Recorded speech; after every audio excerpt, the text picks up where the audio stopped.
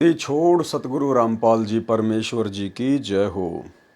परम पिता परमात्मा सारी सृष्टि के रचनहार कुल मालिक असंख्य ब्रह्मांडों के स्वामी जगत गुरु तीनों लोकों में प्रवेश करके शव का भरण पोषण करने वाले राजाधिराज आत्माधार नाथों के नाथ देवों के देव महादेव सर्वेश्वर महेश्वर मृत्युंजय अजरो अमर आदि अनादि सनातनी प्रभु जगत पिता जगदीश्वर श्री श्री 1008 की उपाधि के वास्तविक अधिकारी अकाल मूर्त शब्द स्वरूपी राम वासुदेव सर्वगतम ब्रह्म परम पूज्य प्रथम पूज्य परम संत परम पुरुष परम धनी परम दयालु सत्य कबीर हक्का कबीर अल्लाहु अकबर वा खबर अल्लाह ताला जगत के तारणहार जगत के मुक्तिदाता जगत के जगन्नाथ हारे के सहारे हिंदुओं के राम मुसलमानों के अल्लाह सिखों के वाहिगुरु ईसाइयों के मसीह दया के सागर दयानिधि करुणा के सागर करुणानिधि स्वयंभू परिभू संकट मोचन कष्ट हरण मंगल करण दुख भंजन अविगत कबीर निर्विकार निर्विषम परमात्मा अलय अलेख सतगुरु आदि अनादि सतगुरु असली मर्यादा पुरुषोत्तम असली राम असली कृष्ण असली घनश्याम असली मुरारी राजाओं के राजा महाराजाओं के महाराजा शहंशाहों के शहंशाह सम्राटों के सम्राट भगवानों के भगवान अल्लाहों के अल्लाह प्रभुओं के प्रभु मसीहाओं के मसीह सच्चे वाहिगुरु बाबाओं के बाबा पीरों के पीर सेठों के सेठ जगत सेठ सावड़सा सेठ सर्वगुण संपन्न अनंत कोटि कलाओं के स्वामी अनंत कोटि ब्रह्मांडों के नायक योगियों में महायोगी ध्यानियों में महाध्यानी सिद्धों में परम सिद्ध ज्ञानियों में तत्व ज्ञानी ब्रह्म ज्ञानी महाज्ञानी परम ज्ञानी सर्वश्रेष्ठ ज्ञानी विज्ञानी युवा कबीर समृत कबीर असमवात अमित ओजा सच्चे रहनुमा करीम अल्लाह सुभान अल्लाह दुनिया के अंतिम पैगंबर 8 सितंबर 1951 से गांव धनाना जिला सोनीपत हरियाणा भारतवर्ष की पावन भूमि पे प्रकट रियल कल की भगवान श्री नारायण साकार हरि श्री बाबा साहिब गरीब निवाज सौद स्वरूपी राम संत श्रोमणी सतगुरु रामपाल जी परमेश्वर जी के चरण कमल में साध संगति से जुड़े हुए देश विदेश से सभी सत्सेवक भाई बहनों का अनंत कोटि दंडवत प्रणाम। सत्साई भाई और बहनों, दया पूज्य गुरुदेव भगवान की सारी सृष्टि के सर्जनहार की जिनके विशेष आशीर्वाद से आप और हम सभी भाई बहन साध संगति से जुड़कर अपनी आत्मा के कल्याण हेतु भक्ति मार्ग पर तत्व ज्ञान को आधार बनाकर निरंतर आगे बढ़ रहे हैं। भाई और बहनों, कबीर सागर के सरलार्थ के ऊपर वीडियो बनाने की श्रृंखला जारी है। इस श्रृंखला में आज हमारा ये 22वें नंबर का वीडियो है। प्रत्येक वीडियो में परमात्मा हमें कुछ न कुछ नया अध्यात्म से जुड़ा हुआ पाठ जरूर पढ़ाते हैं। भाई और बहनों, पिछले अध्याय में हमने राजा अमर सिंह के विषय में पढ़ा समझा और बहुत सारी बातें जो हमें सीखने को मिलती हैं शिक्षा देती हैं हमने अपने ऊपर लागू करने का भी प्रयास किया और लागू करेंगे तो निश्चित तौर पर परमेश्वर आप और हमारे ऊपर दया करेंगे। हमारी तड़प हमारी कशक हमारी लगन हमारे निज घर सतलोक में जाने की बनेगी। भाई और बहनों, सात संगतियाँ परमेश्वर का एक विशेष मार्ग है। परमेश्वर का यथार्थ 13वां कबीर पंथ है। सात संगति से जुड़कर ही सात संगति के सभी नियमों को फॉलो करके ही आप और हम भाई बहन भक्ति मार्ग में एक सुयोग्य भगत की भूमिका निभाते हुए आगे बढ़ सकते हैं। तो भाई और बहनों, आज का जो पार्ट है परमेश्वर ने हमें उस पार्ट में राजा बीर सिंह बघेल के विषय में बताया है समझाया है और राजा बीर सिंह की कथा के माध्यम से क्या क्या कमजोरियां भगत के अंदर नहीं होनी चाहिए और कितना भाव कितनी श्रद्धा अपने गुरुदेव के प्रति भगत में होनी चाहिए, बहुत सारी बातें हम समझेंगे। वैसे राजा बीर सिंह बघेल की कथा के विषय में हम पूज्य गुरुदेव जी के मुख कमल से भी सत्संगों में अनेकों बार सुन चुके हैं, सात संगति के माध्यम से भी कई बार जिक्र हो चुका है, लेकिन परमेश्वर ने अपने कर कमल से लिखा है इसलिए पढ़ना जरूरी है अनिवार्य है। पढ़ने मात्र से आप और हम पुण्य के भागी मिलते हैं और जहाँ जहाँ हम भाई बहनों के मतलब का कोई विशेष टॉपिक होगा उस पर हम विशेष तौर पर ध्यान देंगे। तो भाई और बहनों, अब हम आगे बढ़ते हैं। अध्याय वीर सिंह बोध का सारांश कबीर सागर का सरलार्थ पेज नंबर 190। अध्याय राजा वीर देव सिंह बोध का सारांश। इस अध्याय में 3 बार में दीक्षा क्रम पूरा होने का प्रत्यक्ष प्रमाण है। कबीर सागर में अध्याय वीर सिंह बोध पेज नंबर 97 521 पर है। ये 8वां अध्याय है। परमेश्वर कबीर जी से धर्मदास जी ने जानना चाहा कि हे परमात्मा, आपने बताया कि काशी नगरी का नरेश वीर सिंह बघेल भी आपकी शरण में है। वह तो बहुत अभिमानी राजा था, वह कैसे आपकी शरण में आया, कृपया करके मुझदास को बताएं। तो परमेश्वर जी ने जिंदा महात्मा के रूप में आदरणीय धर्मदास जी को क्या समझाया। परमात्मा की प्यारी आत्माओं से निवेदन है कि परमेश्वर जी के ग्रंथ की दुर्दशा कर रखी है। किन्होंने? नकली कबीर पंथियों ने, धर्मदास जी की वंश परंपरा वालों ने। इस ग्रंथ के अध्याय वीर सिंह बोध के प्रारंभ में जितने संतों का वर्णन किया गया है कि वे सब इकट्ठे होकर राजा वीर सिंह के महल के पास कीर्तन कर रहे थे, वे समकालीन नहीं थे। नामदेव जी का जन्म 1270 विक्रमी संवत 1327 में महाराष्ट्र में हुआ। परमेश्वर कबीर जी सन 1398 विक्रमी संवत 1455 में काशी नगरी में लहर तारा नामक सरोवर में कमल के फूल पर जल के ऊपर शिशु रूप में प्रकट हुए थे। परमेश्वर कबीर जी राजा वीर सिंह बघेल के समकालीन थे। ग्रंथ का नाश करने वाले ने इन संतों को मिलकर कीर्तन करते लिखा है। श्री नामदेव, भगत धन्ना जाट, रंका बंका, ये दोनों पति पत्नी थे। रंका पुरुष था, बंका स्त्री थी। ये संत नामदेव के समकालीन थे। उस समय परमात्मा अन्य भेष में इनको मिले थे। फिर लिखा है सदन कसाई, पद्मावती आदि आदि भी उसी कीर्तन में थे। अब सत्य कथा इस प्रकार है, यानी सच क्या है पूज्य गुरुदेव परमेश्वर बताएंगे। राजा वीर सिंह को शरण में लेना। काशी नगरी का राजा वीर सिंह बघेल था। राजा में अभिमान होना स्वाभाविक है, ऐश्वर्य के साधन जुटाना स्वाभाविक है। राजा का महल सुंदर बाग में बना था। राजा ने अपने गुरु ब्राह्मण की आज्ञा से कीर्तन का आयोजन करवा रखा था। राजा स्वयं अपने महल में था। कीर्तन कुछ दूरी पर मंदिर के पास बाग में ही हो रहा था। बहुत सारे संत, ब्राह्मण, वक्ता तथा श्रोता आए थे। अपने अपने इष्ट की महिमा स्तुति कर रहे थे। राम, कृष्ण, शिव, दुर्गा देवी, गणेश आदि प्रभुओं को परम मोक्षदायक, संकट मोचक, भव सागर से पार करने वाले परम प्रभु बता रहे थे। अविनाशी अजन्मा कहकर श्री ब्रह्मा जी, श्री विष्णु जी तथा श्री शिव जी के गुणगान कर रहे थे। परमेश्वर कबीर जी भी उस सत्संग में पहुंचे। कुछ दूरी पर आसन लगाकर बैठ गए। प्रवक्ता प्रवचन कर रहे थे, श्रोता झूम रहे थे।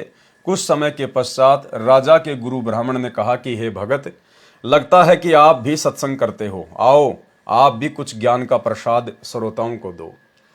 परमेश्वर कबीर जी ने कहा कि हे संत महात्माओं, आपने तो सब कुछ सुना दिया है। अब आपके ज्ञान के सामने तो सूरज को दीपक दिखाना है। मैं और क्या ज्ञान सुनाऊं। ब्राह्मण ने तथा अन्य उपस्थित भक्तों संतों ने मिलकर अनुरोध किया।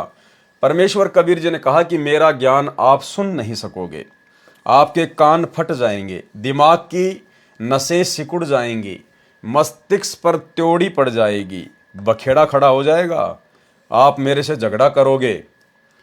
तो सारे पंडित और गुरुजन क्या बोले?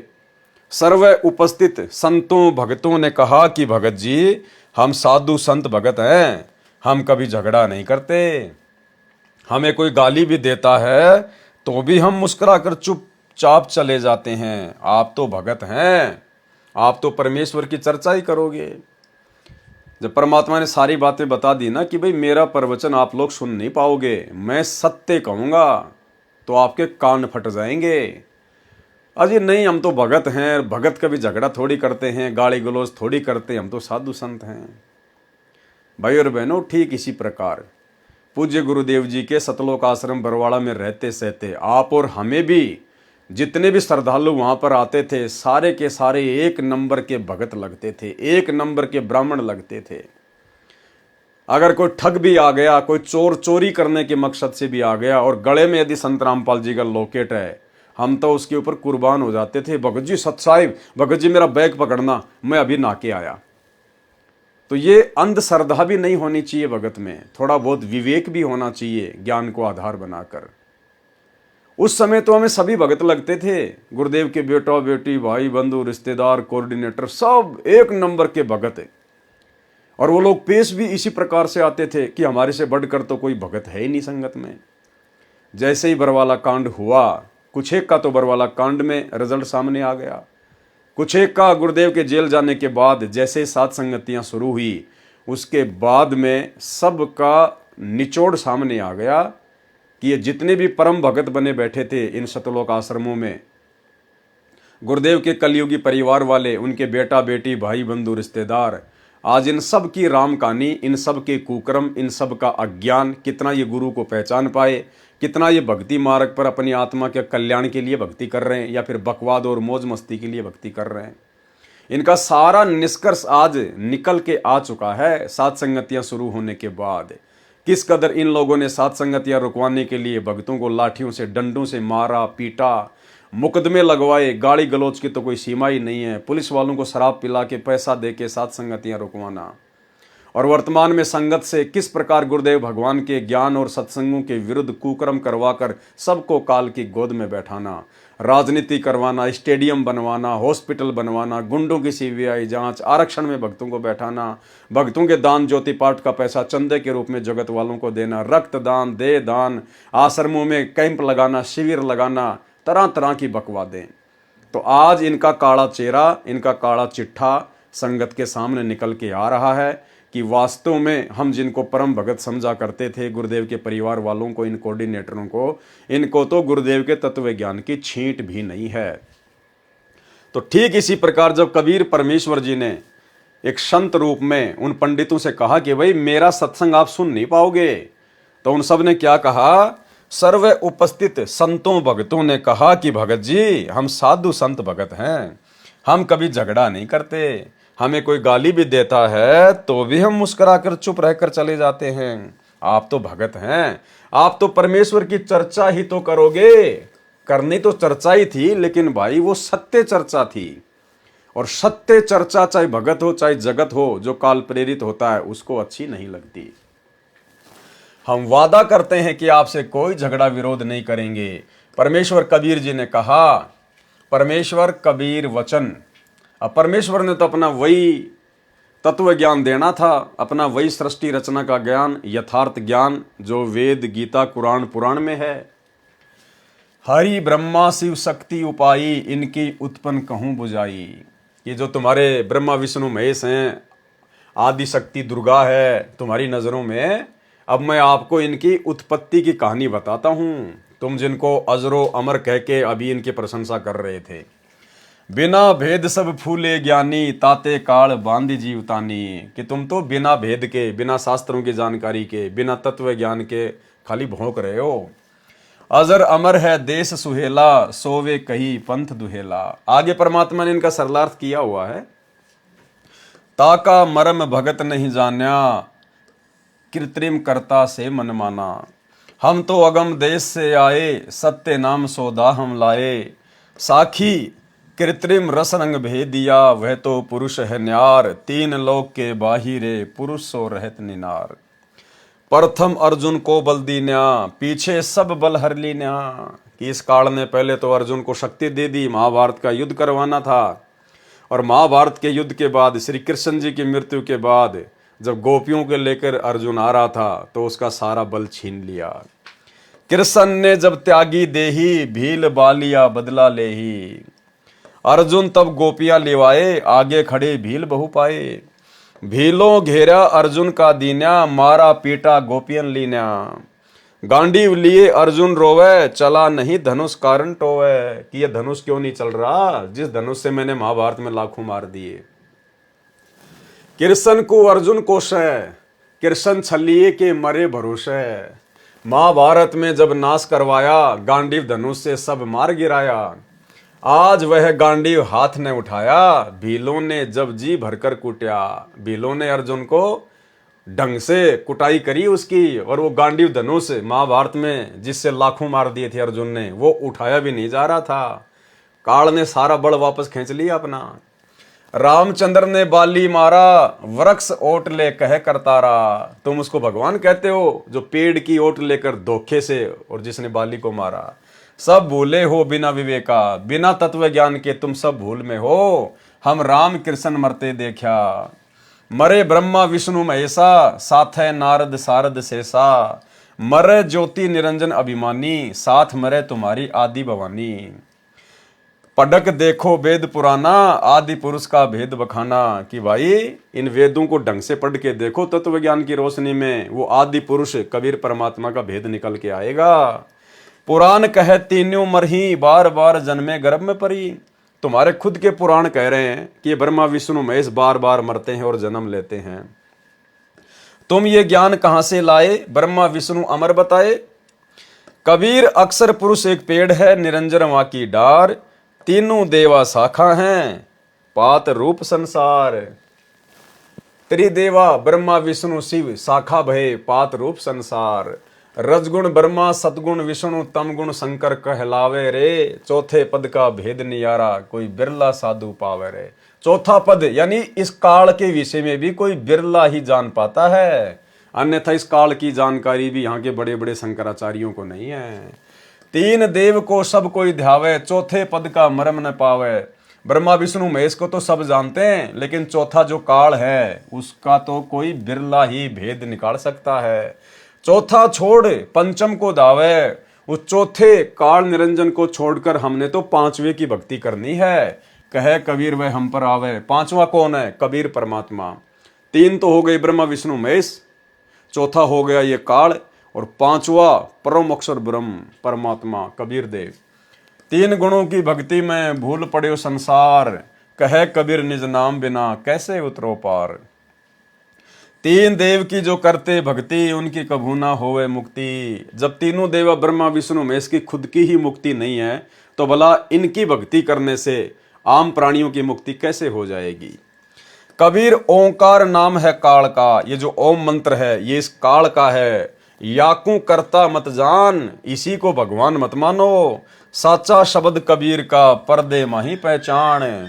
सच्चे सतगुरु की शरण में आके तत्व ज्ञान लेके फिर पहचान कर कि वास्तव में परमात्मा कौन है।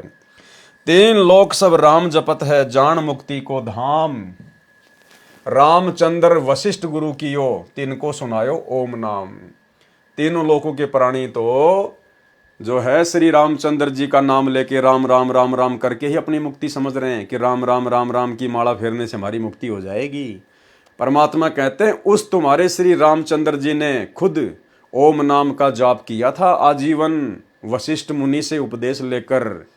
यानी तुम्हारे रामचंद्र जी ने तो ओम नाम का जाप किया, और तुम खाली राम राम राम राम राम राम करके मुक्ति चाह रहे हो। कभी जिंदगी में नहीं मिलेगी। अगर गुरु और शिष्य के पेट में दर्द है तो गोली एक ही खानी पड़ेगी। राम कृष्ण अवतार हैं, इनका नहीं संसार। जिन साहब संसार रचा, सो कीन न जान्यो नार। ये राम और कृष्ण जो हैं ये अवतार हैं, भगवान नहीं है। इन्होंने संसार की रचना नहीं की है। और जिस साहब ने, जिस परमेश्वर ने संसार को रचा है, सो कीन्यो न जान्यो नार, उसको तो किसी ने पहचाना भी नहीं है। चार भुजा के भजन में भूल पड़े सब संत। चार भुजा ब्रह्मा विष्णु महेश की चार चार भुजा हैं, ये अपनी चार चार भुजा बना सकते हैं। कहते हैं सारा संसार इन्हीं की भक्ति में उलझा हुआ पड़ा है। कबीर सुमरे तास को, जाकी भुजा अनंत। कबीर परमात्मा कहते हैं हम तो उसकी भक्ति करते हैं जिसकी अनंत भुजाएं हैं। अपने आप को छुपाते हुए परमात्मा ने सत्संग किया। वशिष्ठ मुनि से त्रिकाली योगी, शोध के लगन धरे। और सीता हरण मरण दशरथ का, बण बण राम फिरे। वशिष्ठ जी जो कि श्री रामचंद्र जी के गुरु थे, गुरुदेव ने बताया जब रामचंद्र जी की शादी थी तो वशिष्ठ मुनि ने बीच में टांग अड़ा दी जबरदस्ती अपनी महिमा बनाने के लिए, और कहा कि वर्तमान में जो शादी हो रही है ना, ये नक्षत्र सही नहीं है, ये मुहूर्त सही नहीं है। अब मैं जो मुहूर्त निकालूंगा उस मुहूर्त में यदि श्री राम और सीता की शादी होगी, लक्ष्मण और उर्मिला की शादी होगी, तो कभी भी इनके जीवन में कोई संकट नहीं आएगा, सुख में जीवन रहेगा। और वशिष्ठ ऋषि को त्रिकालदर्शी माना जाता है, भूत भविष्य वर्तमान की जानने वाला। तो गुरुदेव कह रहे हैं कि 3 दिन तक वो शादी लेट कर दी गई, 3 दिन तक बारात वहीं पे रुकी रही, क्योंकि वशिष्ठ मुनि ने कहा कि 3 दिन आगे का मुहूर्त है, उसके बाद में इनके फेरे होंगे। और वहीं से जो पहले के समय में बारात 3 दिन तक रुका करती थी, आज से 30-40 साल पहले जब भी कोई शादी होती थी तो बारात को 3 दिन तक रोकने का एक रिवाज था। ये बारात को 3 दिन तक रोकने का रिवाज त्रेता युग से शुरू हुआ है। वशिष्ठ मुनि के मुहूर्त के कारण, जिसने 3 दिन आगे का मुहूर्त निकाल दिया था। उसके बाद में फिर आगे चलकर बारात को ससुराल में 3 दिन तक रोका जाता था। अब जाके इसको प्रथा से पीछा छूटा है। और उसके बाद में क्या हुआ? उसके बाद में सीता हरण मरण दशरथ का, और वो बन बन राम फिराए। सबसे ज्यादा दुर्गति त्रेता युग में यदि किसी की हुई वशिष्ठ के द्वारा शुभ मुहूर्त निकालने के बावजूद, तो श्री रामचंद्र सीता और लक्ष्मण की हुई। समुद्र पाट लंका गया सीता का भरतार, ताही अगस्त्य ऋषि पी गयो इनमें कौन करतार। अब कहते हैं तुम तो श्री रामचंद्र जी को केवल इसी बात के लिए भगवान मान रहे हो कि उन्होंने अपनी पूरी सेना को समुद्र के ऊपर से पुल बना के और लंका में पहुंचा दिया था। परमात्मा कहते हैं वो पुल भी किसने बनाया था, वो भी जब हमारे सत्संग सुनोगे तब पता चलेगा। कहते हैं तुम तो खाली इसी एक छोटा सा एक वो पुलिया बना देने के कारण श्री रामचंद्र जी को भगवान मान बैठे। समुद्र के ऊपर तो आजकल के इंजीनियर श्री रामचंद्र जी से भी 100 गुना बढ़िया बढ़िया जो है वो पुलिया बना रहे हैं। तो क्या वो इंजीनियर भगवान हो गए क्या? और अगस्त्य ऋषि जिसने एक घूंट में 7 समुद्र पी लिए थे, इसका मतलब फिर वो तो तुम्हारे रामचंद्र से भी बहुत बड़ा भगवान हो गया। तो गुरुदेव कहते हैं इन अवतारों को भगवान मानने का जो पैमाना तुमने सेट कर रखा ना, ये तुम्हारा गलत है। गोवर्धन श्री कृष्ण धार्यो द्रोणागिरी हनुमंत, शेष नाग सब सृष्टि उठायो इनमें कौन भगवंत। काटे बंधन विपत में कठिन कियो संग्राम, चीनो रे नर प्राणियों गरुड़ बड़ो के राम। कहे कबीर चित चेतु शब्द करो निर्वार, श्री रामचंद्र को करता कहें भूली पड़ो संसार।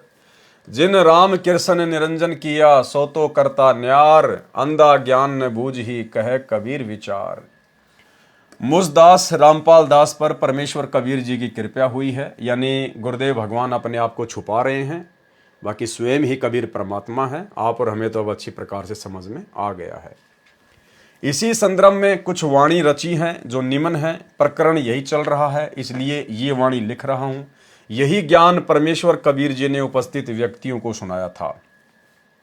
अब गुरुदेव भगवान कह रहे हैं कि उस समय जब परमात्मा को सत्संग करने का मौका दिया गया तो परमात्मा ने ये का ये ज्ञान सुनाया था, क्योंकि सुनाने वाले कौन थे? स्वयं सतगुरु रामपाल जी परमात्मा। तो परमेश्वर ने यही ज्ञान सुनाया था जो वाणियां अब वर्तमान में गुरुदेव भगवान ने अपनी तरफ से लिखी हैं, यानी हमारे पूज्य गुरुदेव सतगुरु रामपाल जी ने अपनी तरफ से ये वाणियां बनाई हैं। हमारे पूज्य गुरुदेव के द्वारा ये वाणियां बनाई गई हैं और बहुत ही मीठी और प्यारी ये वाणियां हैं। बहुत ही सरल तरीके से समझाया परमात्मा ने। युद्ध जीतकर पांडव खुशी हुए अपार, इंद्रप्रस्थ की गद्दी पर युधिष्ठिर की सरकार। महाभारत का युद्ध हुआ, पांडवों की जीत हुई और दिल्ली की गद्दी, यानी इंद्रप्रस्थ कहा जाता था पहले दिल्ली को, तो दिल्ली की गद्दी पर युधिष्ठिर की सरकार बन गई। एक दिन अर्जुन पूछता सुन कृष्ण भगवान, एक बार फिर से सुना दियो वो निर्मल गीता का ज्ञान। अर्जुन ने कहा श्री कृष्ण जी से एक दिन कि भगवान एक बार मुझे वो गीता जी का ज्ञान फिर से सुना दो जो आपने मुझे महाभारत के युद्ध में सुनाया था। घमासान युद्ध के कारण भूल पड़ी है मोहे, ज्यों का त्यों कहना भगवान तनिक न अंतर होए। कि उस समय तो भयंकर नगाड़े बज रहे थे, शोर शराबा था, युद्ध हो रहा था, अग्निबाण छूट रहे थे। भगवान मेरे ज्यादा कुछ समझ में नहीं आ पाया, आप एक बार फिर से वही ज्ञान मुझे वैसा का वैसा सुना दो। ऋषि मुनि और देवता सबको रहे तुम खाए, कि आप ऋषि मुनि देवता सबको आपने जो मुझे अपना विराट रूप दिखाया था ना, काल रूप, आप तो सभी देवी देवताओं को, ऋषि मुनियों को जो आपकी भक्ति कर रहे थे उनको भी आप खा रहे थे, आपके मुंह में जा रहे थे। इनको भी नहीं छोड़ा आपने, रहे तुम्हारा ही गुण गाए। भगवान वो तो आपकी भक्ति कर रहे थे और आप तो उनको भी खा रहे थे। कृष्ण बोले अर्जुन से ये गलती क्यों कीन। अब श्री कृष्ण जी ने कहा, रे अर्जुन तूने ये गलती क्यों कर दी भाई, ऐसा निर्मल ज्ञान तेरी बुद्धि में क्यों नहीं समाया, तू भूल क्यों गया, ऐसे निर्मल ज्ञान को भूल गया बुद्धिहीन। अब मुझे भी कुछ याद नहीं, भूल पड़ी नादान, जो का त्यों उस गीता का मैं नहीं कर सकता गुणगान। इसका मतलब वो ज्ञान श्री कृष्ण जी ने नहीं बोला था, अन्यथा श्री कृष्ण जी ने बोला होता तो वो तो फिर से सुना देता, कौन सी बड़ी बात है, ऐसा का ऐसा हो तो फिर से सुना देता। लेकिन आप सबको अब मालूम हो गया है, जगत की दृष्टि में तो वो काल ने ज्ञान दिया था, लेकिन असल में कबीर परमात्मा सतगुरु रामपाल जी ने ही पूरी लीला रची थी। स्वयं श्री कृष्ण को याद नहीं और अर्जुन को धमकावे, बुद्धि काल के हाथ है चाहे त्रिलोकी नाथ कहावे। ज्ञानहीन प्रचार का ज्ञान कथे दिन रात, जो सर्वे को खाने वाला कहे उसी की बात। सब कहें भगवान कृपालु हैं, कृपया करे दयाल, जिसकी सब पूजा करें वह स्वयं कहे मैं काल। मारे खावे सबको वह कैसा कृपाल, कुत्ते गधे सुअर बनावे है फिर भी दीन दयाल। बाइबल वेद कुरान है जैसे चांद प्रकाश, सूरज ज्ञान कबीर का करे तिमिर का नाश। रामपाल साची कहे करो विवेक विचार, सतनाम व सार नाम यही मंत्र है सार। कबीर हमारा राम है वो है दीन दयाल, संकट मोचन कष्ट हरण गुण गावे रामपाल। ब्रह्मा विष्णु शिव हैं तीन लोक प्रधान, अष्टंगी इनकी माता है और पिता काल भगवान। 1,00,000 को काल नित खावे सीना ताण, ब्रह्मा बनावे विष्णु पाले शिव कर दे कल्याण। अर्जुन डर के पूछता है यह कौन रूप भगवान, कह निरंजन में काल हूं सबको आया खान। ब्रह्म ज्ञान इसी का है वेद करे गुणगान, जन्म मरण 84 ये इसका संविधान। 4 राम की भक्ति में लग रहा संसार, 5वें राम का ज्ञान नहीं जो पार उतारन हार। ब्रह्मा विष्णु शिव तीनों गुण हैं, दूसरा प्रकृति का जाल, लाख जीव नित भक्षण करे राम तीसरा काल। अक्षर पुरुष है राम चौथा जैसे चंद्रमा जान, 5वां राम कबीर है जैसे उदय हुआ भान। राम देवानंद गुरु जी कर गए नजर निहाल, सतनाम का दिया खजाना बरते रामपाल। परमेश्वर गुरु को महत्व देते हुए अपने आप को गुरु से छोटा सिद्ध कर रहे हैं, यानी परमेश्वर लीला कर रहे हैं गुरु शिष्य परंपरा का निर्वाह करते हुए। अन्यथा सतगुरु रामपाल जी स्वयं कबीर परमात्मा हैं, जगत गुरु हैं, इनको कोई गुरु बनाने की आवश्यकता नहीं होती है। लेकिन सांसारिक दृष्टि में भक्ति मार्ग को आगे बढ़ाने के लिए परमेश्वर ने 17 फरवरी 1988 को आदरणीय राम देवानंद जी को, जिन्हें हम अपना दादा गुरु जी कहते हैं, उनको अपना मुंह बोला गुरु बनाया था। परमेश्वर कबीर जी के उपरोक्त सत्य ज्ञान को सुनकर सर्व श्रोता आश्चर्यचकित रह गए। जो वक्ता थे वे जल भुन गए। एक तो राजा का ब्राह्मण गुरु था, वह राजा के पास गया और राजा से कहा कि हे राजन, हम जिन ब्रह्मा विष्णु शिव ब्रह्मा हरि हर को परमात्मा अविनाशी मानते हैं, कबीर जुलाहा कह रहा है कि ये नासवान हैं, इनकी भक्ति करने से मुक्ति नहीं हो सकती। ब्रह्मा विष्णु शिव का पिता काल है जिसने श्री कृष्ण जी में प्रवेश करके गीता का ज्ञान दिया है। इनकी माता दुर्गा है, इन सबसे शक्तिमान अन्य परमेश्वर है जो कभी जन्मता मरता नहीं। जो आप पत्थर की मूर्ति को प्रभु मानकर पूजते हो, यह एक कारीगर द्वारा निर्मित है। बनाते समय कारीगर ने इसकी छाती पर पैर रखकर छैनी और हथौड़े मारकर आकार दिया है। इसका रचनहार निर्माता कारीगर है। यह बनावटी देव किसी काम का नहीं। क्या कभी इस मूर्ति भगवान ने आपसे बातें की है? क्या किसी कष्ट का समाधान बताया है? ठीक इसी प्रकार भाई और बहनों, जो गलती उस समय राजा वीर सिंह बघेल उन पत्थर की मूर्तियों को भगवान मानकर पूज रहा था, ठीक वही गलती वर्तमान में इतना तत्व ज्ञान देने के बावजूद भी सतगुरु रामपाल जी परमेश्वर जी का कलयुगी परिवार और उस परिवार के पीछे अंधी होकर चल रही शतलोक आश्रमों में जाने वाली 90% संगत वही राजा वीर सिंह बघेल वाली भूमिका निभा रही है। सतगुरु रामपाल जी परमेश्वर जी के धरती पर प्रकट रहते सहते उनको ना पहचान कर और कबीर भगवान एक दाढ़ी मूंछ वाली कबीर जी की समझे जाने वाली उस मुर्दा फोटो को मान रहे हैं। प्रतिवर्ष जून के महीने में सारी संगत इन आश्रमों में जाकर उस दाढ़ी मूंछ वाली मुर्दा फोटो को, उस कागज के टुकड़े को जो ना चलता ना बोलता ना फिरता ना सत्संग करता ना नाम दीक्षा देता ना कोई शंका समाधान करता, उस कागज के टुकड़े को कबीर मानकर उसका प्रकट दिवस मना रहे हैं। राजा वीर सिंह वाली अंधता आज वर्तमान में 90% संगत कर रही है। मूर्ति कूटी पत्थर की बनाई, कारीगर छाती दे पाही, भक्ति ज्ञान योग का भेवा, तीर्थ व्रत जब तब सब सेवा। सबको काल जाल बतावे, जो कोई करे नरक में जावे। राजा ने एक छड़ीदार अर्थात सिपाही को कबीर जी को बुलाने के लिए भेजा। सिपाही ने कहा कि हे संत जी, आपको राजा ने बुलाया है। परमेश्वर कबीर जी ने कहा, परमेश्वर कबीर वचन। अब गुरुदेव भगवान ने क्या कहा?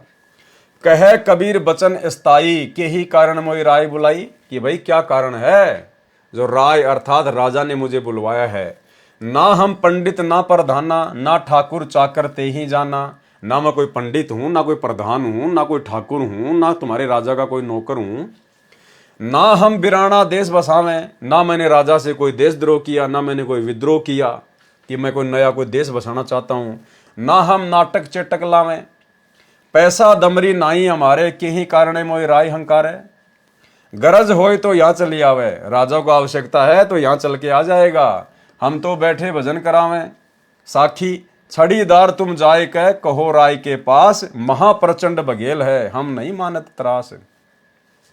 भावार्थ, परमेश्वर कबीर जी ने कहा कि मेरे को राजा से कोई काम नहीं है, यदि राजा को आवश्यकता है तो यहां आ जाए।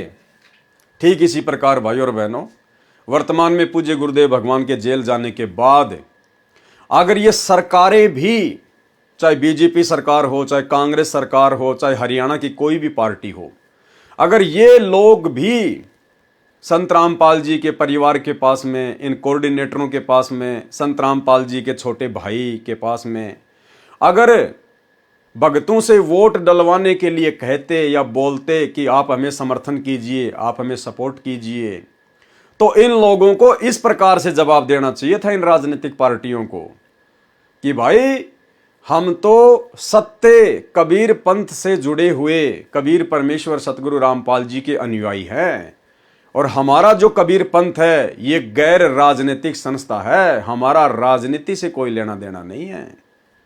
तुम राजा लोग अपना काम करो, हम भगत लोग अपना काम कर रहे हैं, आप और हमारा कोई मेल ही नहीं है। हम क्यों राजनीति में आएंगे जब तुम राजा लोग भक्ति मार्ग में नहीं आ रहे, जब तुम लोग नाम दीक्षा लेकर और संत रामपाल जी का ज्ञान ग्रहण नहीं कर रहे, तो हम लोग जबरदस्ती तुम्हारी राजनीति में पढ़कर तुम्हारा सपोर्ट क्यों करें।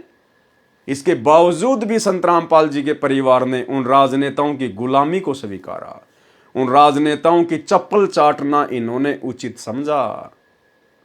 अन्यथा अगर सच्चे कबीर सतगुरु रामपाल जी के ये लोग सच्चे भगत होते, तो जिस प्रकार हमारे गुरुदेव भगवान ने राजा बीर सिंह के नौकर को जवाब दिया कि भाई ना मैं कोई ठाकुर हूं, ना मैं कोई प्रधान हूं, ना मैं कोई तेरे राजा का चमचा हूं, और ना मैंने कोई ले रखा कुछ, और तेरे राजा को अगर गर्ज है तो यहां आ जाएगा। वर्तमान में अगर ये सच्चे भगत थे ना, तो इन लोगों को इस प्रकार से जवाब देना चाहिए था, लेकिन इनके पास तो कोई ऑफर आया ही नहीं, इनके पास तो कोई ऑफर आया ही नहीं। अगर किसी राजनीतिक पार्टी का ऑफर आ जाता, भाइयों और बहनों, ये तो फूल के गुब्बारे हो जाते, ये तो अपना तन मन धन सब कुछ न्यौछावर कर देते। ये तो जबरदस्ती राजाओं के अंदर घुसे, जबरदस्ती।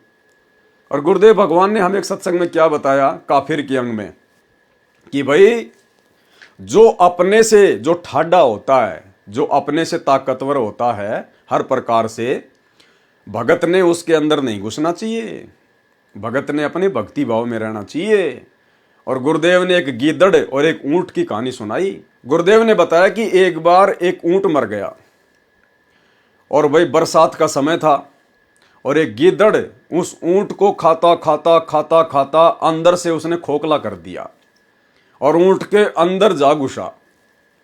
ऊपर से बारिश हो गई, और बारिश के कारण ऊंट का पेट फूल गया, और वो जो द्वार था, जो रास्ता था, वो हो गया बंद, और गीदड़ तो अंदर की अंदर पैक हो गया। अब गिद्दर मारे किलकी, लैट्रीन करे, पेशाब करे, चिल्लावे, अब बाहर कैसे निकले। अब 2-3 दिन की मशक्कत के बाद में देह टक्कर, फिर अचानक से वो खुला।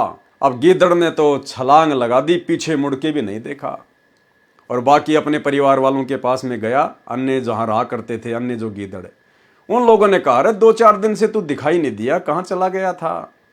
उसने कहा, भाई चला कहां गया था, एक शिक्षा तो मेरे को मिल गई, क्या, अपने से ठाडे के अंदर कभी नहीं घुसना चाहिए, अपने से ताकतवर के अंदर कभी भी जबरदस्ती नहीं घुसना चाहिए। तो भाइयों और बहनों, उस गीदड़ की तरह ये सतलोक आश्रम मैनेजमेंट हरियाणा वाले, गुरुदेव के परिवार वाले, अपने से ठाडे, अपने से ताकतवर काल के एजेंट इन राजनेताओं के अंदर जबरदस्ती घुस चुके हैं। अब इसका परिणाम भी उस गीदड़ की तरह आने वाले समय में इनको भोगना पड़ेगा। तो जिस प्रकार हमारे बाप ने जवाब दिया एक राजा को, अगर उसी बाप की अगर ये नेक संतान होती, वर्तमान में जो गुरुदेव के बेटा बेटी भाई बंधु रिश्तेदार कोऑर्डिनेटर, तो ये जवाब देते। लेकिन राजनेताओं ने तो कोई ऑफर दिया ही नहीं। ये तो जबरदस्ती राजनेताओं से ऑफर ले रहे हैं, जबरदस्ती अपने आश्रम चलाने के लिए। इनको इतना डर है, इतना भय है कि यदि हमने सरकार का सपोर्ट नहीं किया, बीजेपी का, तो हमारे आश्रम नहीं चलेंगे। इनको भगवान पे भरोसा नहीं है, इनको अपने गुरु पे भरोसा नहीं है, क्योंकि गुरु पे तो भरोसा उस समय होगा जब गुरु का आदेश होगा आश्रम खोलने का। इन्होंने तो राजनेताओं को अपना बाप बना रखा है, इनको तो राजनेताओं की चापलूसी करनी है, धंधा करना अपना। परमेश्वर कबीर जी ने कहा कि मेरे को राजा से कोई काम नहीं है, यदि राजा को गरज अर्थात आवश्यकता है तो यहां आ जाएगा। न तो मैं पंडित हूं, न राजा का नौकर हूं, न ठाकुर, न कोई भिन्न देश बना रहा हूं, यानी ना मैं कोई देशद्रोही हूं, न मैं कोई जादू जंतर चेटक टूणे टोटके करने वाला। मुझे किस कारण से राजा ने बुलाया है, हम नहीं जाते। सिपाही ने जाकर नमक मिर्च लगाकर राजा को बताया। राजा बुद्धिमान भी होते हैं। राजा वीर सिंह बघेल ने विचार किया कि लालची संत होता तो दौड़ा आता, राजा के बुलाने पर भी नहीं आया तो देव स्वरूप है, व्यक्ति नहीं है। राजा वीर सिंह का कबीर जी के पास जाना। अब जैसे राजा वीर सिंह उठकर चले, प्रभावित हुए कि संत अगर होता सामान्य तो दौड़ा चला आता कि राजा ने बुलाया, पता नहीं क्या दान दक्षिणा देगा, कितनी गाय दान में देगा, कितना सम्मान देगा। लेकिन परमात्मा ने साफ साफ मना कर दिया। आप और हमें शिक्षा दे रहे हैं परमात्मा। ये कहानियां खाली हमने पढ़ने तक सीमित नहीं रखनी है कि गुरुजी ने लिख दी और हमने इनको पढ़ लिया और साइड में रख दिया। हमने इन पे चिंतन मनन करना, इनका निष्कर्ष निकालना है, इन कथाओं का। गुरुदेव के परिवार ने तो जो गलती करनी थी काल प्रेरणा से वो कर दी। आने वाले समय में चाहे कितना ही काल का दबाव क्यों ना हो, कितना ही बड़ा कोई अहंकारी कोई खूंखार राजा क्यों ना हो, हम भक्तों ने राजनीति की तरफ मुंह करके भी नहीं सोना है। जो गुरुदेव का वचन है, प्रत्येक वचन पे चलना हमने। तो जैसे राजा वीर सिंह बघेल गया, परमात्मा ने लीला की, जमीन से एक हाथ ऊंचा अपना आसन लगा लिया। केवल राजा वीर सिंह बघेल को जमीन से ऊपर उठे हुए दिखाई दे रहे हैं, बाकी लोगों को जमीन पर बैठे हुए दिखाई दे रहे हैं। कीन विवेक राय दिल माही, नहीं आए कबीर हम जाही। वह तो सत्य भक्ति चित दीन्या, कारण कौन त्रास ममकीन्या।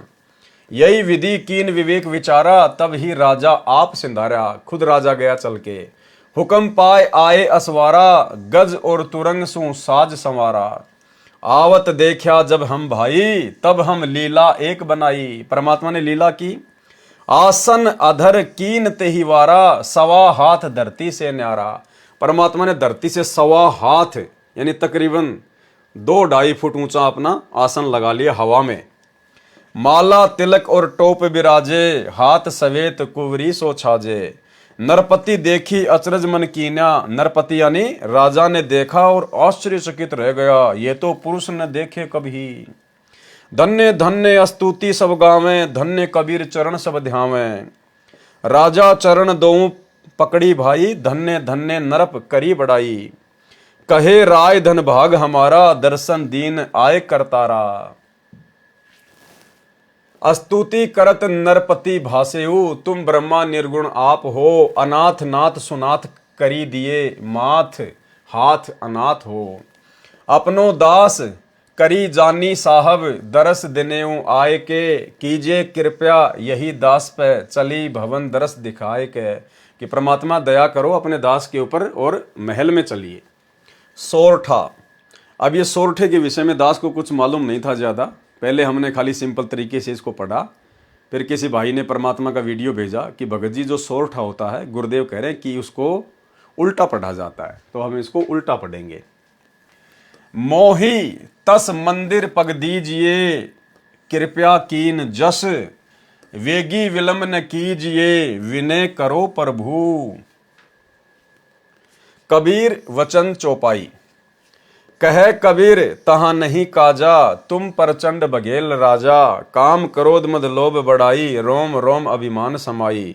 कि भाई मैं क्या करूंगा तेरे महल में जाके, तू तो बहुत ज्यादा अभिमानी राजा है। मान बढ़ाई काम क्रोध लोभ में फंसा हुआ तू तुरी 1.25 संग तेरे, 1.25 घोड़े थे उसके पास में, 1,2 प्यादा तोरे, हस्ती चलत सहस तव संगा, निस दिन भूले कामिनी रंगा, कंचन कलसा महल अटारी, कैसे शब्द गहे नर नारी। इनमें काफी कुछ मिलावट भी कर रखी है नकली कबीरपंथियों ने, परमात्मा उसको शुद्ध करके फिर हमें समझाएंगे। हम भिक्षुक जाने संसारा, कौन काज तहां हमारा, राजा वीर सिंह बघेल वचन। तुम सतगुरु हो दीन दयाला, करम वश हम अहे विहाला, माया तिमिर नैन पट लागी, दर्शन पाए भय अनुरागी। जिस समय राजा सत्संग स्थल के निकट आया तो देखा कि जमीन से 1.25 हाथ ऊपर बैठे दिखाई दिए। ये लीला देखकर राजा समझ गया कि परमात्मा है, कोई सामान्य संत नहीं है। राजा ने घर चलने की विनती की, पहले तो मना किया, परंतु राजा के विशेष आग्रह करने पर परमेश्वर कबीर जी सहर्ष राजा के साथ चल दिए। राजा ने सम्मान के साथ कबीर परमेश्वर को और अपने गुरु ब्राह्मण को भी आदर के साथ कबीर जी के समान आदर सत्कार दिया।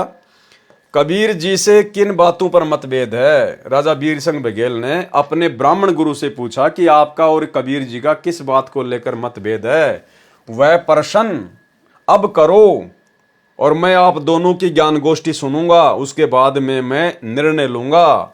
ब्राह्मण ने कहा कि कबीर जी तो ब्रह्मा विष्णु तथा शिव जी को जन्म मरण में कहते हैं, ये बिल्कुल गलत है, किसी शास्त्र में प्रमाण नहीं है। परमेश्वर कबीर जी ने कहा कि आपकी देवी पुराण में 3रे स्कंद में पढ़िए ऋषि जी।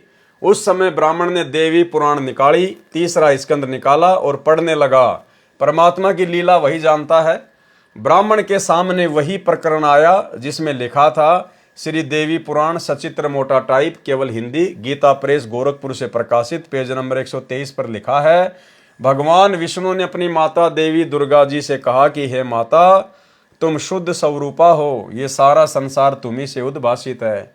मैं विष्णु ब्रह्मा तथा शिव तो नाशवान हैं, हमारा तो आविर्भाव अर्थात जन्म तथा तिरोभाव अर्थात मृत्यु होती है। भगवान शिव बोले, हे माता, यदि ब्रह्मा तथा विष्णु का जन्म आपसे हुआ है तो मैं तमोगुणी लीला करने वाला शंकर क्या तुम्हारी संतान नहीं हुआ, अर्थात मेरे को जन्म देने वाली तुम ही हो। लेख समाप्त। उस समय ये शास्त्र केवल संस्कृत में थे, तो ब्राह्मण ने जैसे ही देवी पुराण खोली, उस समय यही जो मैटर था वो उसकी आंखों के सामने आ गया, जो परमात्मा हमें वर्तमान में गीता प्रेस गोरखपुर से छपी हुई सचित्र हिंदी मोटा टाइप वाली में दिखाते हैं। श्री देवी पुराण में यह प्रकरण देखकर ब्राह्मण के चेहरे का रंग उतर गया, परंतु मन में सोचा कि मना कर देता हूं कि ऐसा कहीं नहीं लिखा है। परमात्मा अंतर्यामी थे, जान गए। परमेश्वर कबीर जी ने कहा कि ब्राह्मण जी, आप राजा की कचहरी में बैठे हो, आज ये निर्णय होकर रहेगा, किसी दूसरे पंडित को बुलाकर ये स्पष्ट किया जाएगा। अब पंडित ने देखा अगर दूसरा पंडित आ गया तो वो तो सारी बातें सही सही बताएगा राजा के सामने। तो पंडित ने सोचा क्यों ना मैं ही सच सच बता दूं। तो पंडित की मजबूरी हो गई राजा के सामने सच बताने की, अन्यथा वो ब्राह्मण गुरु तो राजा वीर सिंह को भ्रमित करने वाला था। उसने देखा कि ये कबीर तो अनपढ़ है और राजा को मैं जैसा कहूंगा राजा वैसा मान जाएगा, लेकिन परमात्मा ने तो राजा रानी को अपनी शरण में लेना था। अंतर्यामी समझ गए कि पंडित बात को छुपाएगा, तो परमेश्वर ने कहा कि पंडित जी, आज निर्णय होके रहेगा, आप राजा की कोर्ट में बैठे हो और दूसरे पंडित को बुलाएंगे। तो वो पंडित जो है वो डर गया ब्राह्मण कि अगर मैंने झूठ बोल दिया और दूसरे पंडित ने सही बता दिया तो आज मेरी खैर नहीं है। परमेश्वर ने कहा कि पंडित जी, राजा की कचहरी अर्थात न्यायालय में बैठे हो, आज ये निर्णय होकर रहेगा, किसी अन्य पंडित को बुलाकर ये स्पष्ट किया जाएगा। राजा वीर सिंह ने कहा कि ब्राह्मण, अब सत्य के अतिरिक्त कुछ भी नहीं सुनूंगा, यदि झूठ बोला तो अंजाम अच्छा नहीं होगा। ब्राह्मण ने कहा, राजन, यही लिखा है जो कबीर जी कह रहे हैं वो ही लिखा हुआ है। ब्रह्मा विष्णु तथा शिव जी नासवान हैं, इनके माता पिता हैं। ये चर्चा रानी मानक देई भी सुन रही थी। राजा वीर सिंह बघेल की जो रानी थी मानक देई, वो भी बैठी बैठी सुन रही थी। राजा रानी ने परमेश्वर कबीर जी से उपदेश लिया, ब्राह्मण ने भी परमात्मा से दीक्षा ली, सब कर्म कांड त्याग दिया। परमात्मा ने राजा रानी तथा पुरोहित को प्रथम मंत्र दिया। पाठकों से निवेदन है कि कबीर सागर ग्रंथ में उआबाई भर रखी है। ये दशा कबीर पंथी ज्ञानहीनों ने की है, धर्मदास जी की वंश परंपरा वालों ने की है, जिन्होंने ब्राह्मण के स्थान पर नामदेव जी से वार्ता लिखी है। प्रत्यक्ष प्रमाण आप वीर सिंह बौद्ध के पेज 105 पर वाणी में देखिए। राजा शिकार करने चला तो 1.25 लाख पैदल सेना चली, हाथी घोड़े बहुत बाहर निकाले, भाट लोग गीत गाते चले, बैंड बाजे बजाते चले। विचार करें, शिकार करने राजा के साथ 200 या 300 सैनिक जाते थे। यथार्थ कथा इस प्रकार है। अब गुरुदेव भगवान बताएंगे कि वो सत्य कथा क्या है। राजा रानी को प्रथम मंत्र देकर परमेश्वर कबीर जी चले गए। ये कहकर गए कि जिस समय आपकी प्रथम मंत्र की भक्ति पर्याप्त हो जाएगी तब मैं आपको सतनाम का मंत्र दूंगा। वह 2 अक्षर का होता है। परमेश्वर कबीर जी सतनाम देने के लिए आए। उस समय राजा वीर सिंह शिकार पर जाने के लिए तैयार था। गुरु जी के आने पर उनसे भी कहा कि आप भी हमारे साथ चलो। राजा वीर सिंह कह रहा है कि परमात्मा आप भी हमारे साथ में शिकार पर चलो। परमेश्वर कबीर जी ने कहा कि मेरे को साथ लेकर चलोगे तो आपको कोई शिकार नहीं मिलेगा। राजा नहीं माना, यानी अपने गुरु की बात को राजा वीर सिंह ने नहीं माना और आग्रह करके हाथी पर बैठाकर अपने साथ ले चले। जंगल में एक स्थान पर पड़ाव डाला। शिकार के लिए अपने टेंट से 40 मील दूर जंगल में चले गए। गर्मी का मौसम था। दिन के 12 बजे राजा तथा सैनिकों और घोड़ों को प्यास लगी। प्यास से प्राण निकलने को हो गए। राजा ने इधर उधर सैनिक दौड़ाकर जल की खोज की, परंतु व्यर्थ। राजा तथा सेना भूख प्यास से तिलमिला उठी। कहने लगे कि कुछ ही समय का जीवन शेष है। तब परमेश्वर कबीर जी ने कहा कि राजन, उस सामने वाले पहाड़ के ऊपर सुंदर बाग है, मीठे जल का सरोवर है। राजा तथा वजीरों ने कहा कि हम पहले आए थे तब उस पहाड़ पर टेंट लगाया था, वहां कुछ नहीं है। परमात्मा ने सेकंडों में वहां पर बाग रच दिए, मीठा और स्वच्छ जल का वहां पे तालाब भर दिया, फलदार वहां पे पेड़ लगा दिए। एक बूढ़े वजीर ने कहा कि साधु बोले सहज स्वभाव, संत का बोलिया व्यर्थ नहीं जाए, एक बार चलकर देख लेते हैं। राजा ने 2 घुड़सवार भेजे। उन्होंने देखकर सबको बुलाया कि आ जाओ, सुंदर बाग है, सरोवर है। सबने जाकर देखा तो फलों से लदपद वृक्ष तथा लताएं थी। मीठे निर्मल जल का सरोवर था। सबने पानी पिया, फल खाए तथा घर के लिए भी गठरी बांधकर घोड़ों पर रख ली। राजा तथा सेना का पुनर्जीवन था। सबने कबीर परमेश्वर जी के चरणों में शीश रखा तथा दीक्षा के लिए विनती की। परमात्मा ने कहा कि नगरी में चलो, वहां पर दीक्षा दूंगा। राजा काफिले सहित चला तो परमेश्वर कबीर जी से कहा कि हे सतगुरु, यहाँ सूखे पहाड़ों पर कभी जल नहीं देखा, न ऐसा बाग देखा। क्या बात है, मन को विश्वास नहीं हो रहा। सौपन जैसा लग रहा है। कुछ दूरी पर जाकर देखा, मुड़कर देखा तो वहां न बाग था, न जल था, न सरोवर। उबड़ खाबड़ पत्थर सूखे पड़े थे। राजा के आश्रय का ठिकाना नहीं था। परमेश्वर कबीर जी से पूछा, हे प्रभु, वह बाग तथा जल कहां से आया था, कहां चला गया? परमेश्वर कबीर जी ने कहा कि ये बाग तथा जल सत्य लोक से आया था, वह हमारा परम धाम सतलोक है। घोड़ों पर फल मेवा रखी थी, सौपन भी नहीं कहा जा सकता था। ये लीला देखकर परमेश्वर से सर्व वजीरों ने, सैनिकों ने नाम लिया। राजा ने रानी को बताया तो वह भी आश्चर्य करने लगी। सर्व सैनिकों तथा मंत्रियों ने रानी को बताया, फल खाने को दिए तथा परमेश्वर कबीर जी का गुणगान किया। तब रानी को विश्वास हुआ। कबीर जी ने राजा से कहा कि आज के बाद शिकार नहीं करेगा। राजा ने प्रतिज्ञा ली कि भविष्य में कोई जीव हिंसा नहीं करूंगा। राजा वीर सिंह बघेल तथा रानी मानक देई का पहला नाम शुद्ध किया तथा सत्य नाम दिया। परमेश्वर कबीर जी ने राजा तथा रानी से कहा कि आपको सारनाम भी मिलेगा, तब आपका कल्याण होगा। आपने प्रथम मंत्र तथा सत्य नाम का जाप अत्यधिक करना है, तब सारनाम मिलेगा, तब आपका मोक्ष होगा। राजा तथा रानी को प्रथम नाम 7 मंत्र का दिया। हालांकि भाई और बहनों, परमेश्वर ने उस समय 7 मंत्र किसी को भी नहीं दिए थे। केवल बीच बीच के जो 5 मंत्र हैं, इन 5 प्रधान देवताओं के, जो हमारे शरीर में बने कमलों में निवास करते हैं, केवल परमेश्वर ने वही उनको मंत्र दिए थे। यहां परमेश्वर के लिए लिखना जरूरी है, अनिवार्य है क्योंकि परमात्मा ये साबित करेंगे कि वर्तमान में जिस प्रकार मेरे द्वारा 3 चरणों में नाम दीक्षा को पूरा किया जाता है, उसी प्रकार से राजा वीर सिंह बघेल को भी 3 चरणों में दीक्षा दी थी। अर्थात विश्वास के लिए, एक एफिडेविट के लिए परमात्मा ने यहां पर ये बातें लिखी हैं। प्रमाण कबीर सागर के अध्याय वीर सिंह बोध के पेज नंबर 113 पर कबीर वचन, करी चौका तब नारियल मोरा, करी आरती भयो पुनि भोरा, तिनका तोरी पान लिख दे हूं, रानी राय अपना कर ले हूं। बहुतक जीव पान मम पाए, तागट पुरुष नाम सात आए, जो कोई हमरा बीरा पावे, बहुर न योनि संकट आवे। बीरा पावे भवते छूटे, बिनु बीरा यम धरी धरी लूटे, सत्य कहूं सुन धर्मदासा, बिन बीरा पावे यम फांसा। बीरा, बीरा यानी नाम, मंत्र। बीरा पाए राय भय सुभागा, सत्य ज्ञान हृदय में जागा। काल जाल तब सबे पराना, जब राजा पायो परवाना। गद गद कंठ हरस मन बाडा, विनती करे राजा होय ठाडा। प्रेमासुरु दोई नयन दरड़ावे, प्रेम अधिकता वचन न आवे। राजा वीर सिंह का स्तुति करना, कबीर परमात्मा की स्तुति करना। करुणा रमन सदगुरु अभय, मुक्ति धामी नाम हो।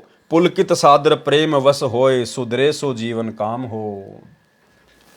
भव सिंधु अति विकराल, दारुण तासु तत्व बुझाए हूं। अजर बीरा नाम दे मोही, पुरुष दरस कराए हूं। सोरठा, चलिए वही लोक को, राय चरण गए धाए। जरा मरण जेही घर नहीं, जवां हंस रहाए। कबीर परमेश्वर के वचन, आदि अंत जब नहीं निवासा, तब नहीं दूसर हते अवासा। तोन नाम राजा कह दीन्या, सकल जीव आपन कर लीन्या। राय श्रवण जब नाम सुनाई, तब प्रतीति राय जीव आई। सत्य पुरुष सत्य है फूला, सत्य शब्द है जीव को मूला। सत्य दीप सत्य है लोका, नहीं शोक जहाँ सदा अशोका। सत्य नाम जीव जो पावे, सोई जीव तेहि लोक समावे। ऐसो नाम सुहेला भाई, सुनत ही काल जाल नसी जाई। सोई नाम राजा को जो पाए, सत्य पुरुष दर्शन चित लाए। ऐसो नाम है खसम का, राय सुरती कर लीन। हर्षित पहुंचे पुरुष घर, यम ही चुनौती दीन।